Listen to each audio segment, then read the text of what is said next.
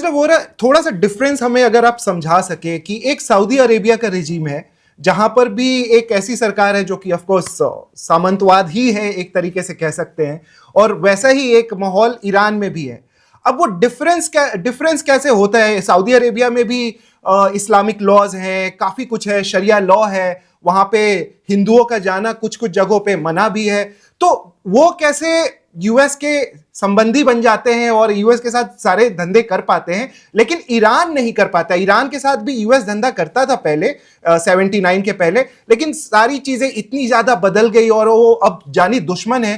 तो ये बदलाव कैसे है? और सऊदी अरेबिया और ईरान का थोड़ा मामला समझा दीजिए लोगों को। मैं बताता हूँ सर, देखिएगा, मिडिल ईस्ट में कर्नल साहब मुझसे बेहतर जानते हैं कि अमेरिका का डार्लिंग कौन है। अमेरिका का एक डार्लिंग है, उसका नाम सुना होगा, इजराइल कहते हैं उसको जी। उसको वहां बिठा दिया था मिडिल ईस्ट में कि सारे तेल की जो इनके रिसोर्सेज हैं वो सब पे तू नजर रखिए और किसी इस्लाम को मत आने दीजिए, ठोक दियो उनको। 67 वॉर इसीलिए थी, 73 वॉर की भी इसीलिए थी। अब इजराइल अगर उनका डार्लिंग है, सऊदी अरेबिया तो उनके साथ नॉर्मलाइज करने वाला था।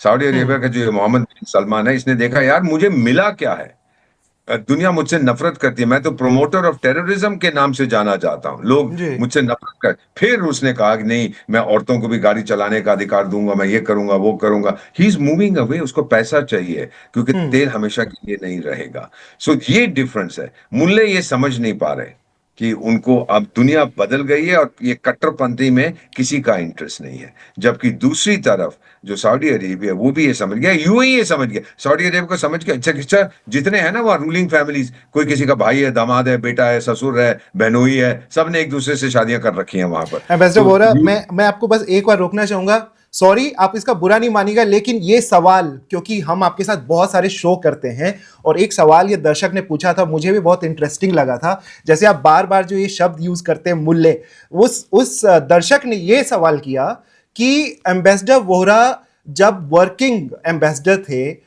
और लोगों से मिलते थे, बाकी राजनयिक से मिलते थे, तो क्या आप इसी प्रकार से बेबाक होकर बात करते थे, इस तरह के वर्ड्स का इस्तेमाल करते थे, या आप उसको रोक करके एक एम्बेसडर क्या लैंग्वेज यूज करते थे? या अगर आप जो गलत नाम लेते हैं जिहादिस्तान, तो अगर किसी पाकिस्तानी राजनयिक या किसी एम्बेसडर से मुलाकात हो गई, किसी अधिकारी से मुलाकात हो गई, तब आप कौन सा नाम इस्तेमाल करते थे? ये सवाल पूछना चाहते हैं, जानना चाहते हैं दर्शक।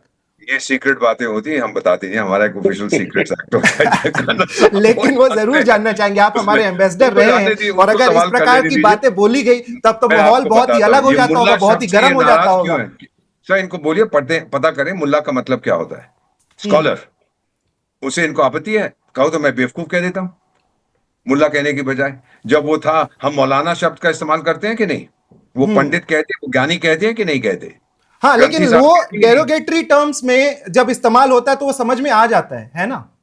मुल्ला सर डेरोगेटरी नहीं कहते, ये मुल्ला रेजिम है जो लोग सोचते हैं कि इस्लाम के अलावा और कुछ नहीं है जी। मैं बता रहा था कि जो डार्लिंग उनका है वहां पर वो है इजराइल।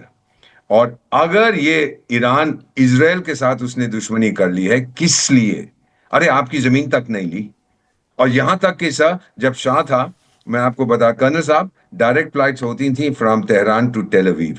अमीर ईरानियन वहां जाते थे नाइट क्लब्स और बार्स में ऐश करने के लिए, सबने अपनी फ्रेंड्स बना रखी थी वहां पर। फिर उसके बाद ये मुल्लाज आए और सब कुछ बदल गया। So now my feeling is, America चाहता है कि आखिरी दुश्मन, सुन लीजिए, मेरा आखिरी दुश्मन उस एरिया में ईरान है, शक्तिशाली है, और वो हूती फूती को तो मैं संभाल लूंगा। ईरान के पास ताकत है, अब उसको खत्म करना है, और उसका कोई दुश्मन नहीं है उस एरिया में से। Subscribe to One India and never miss an update.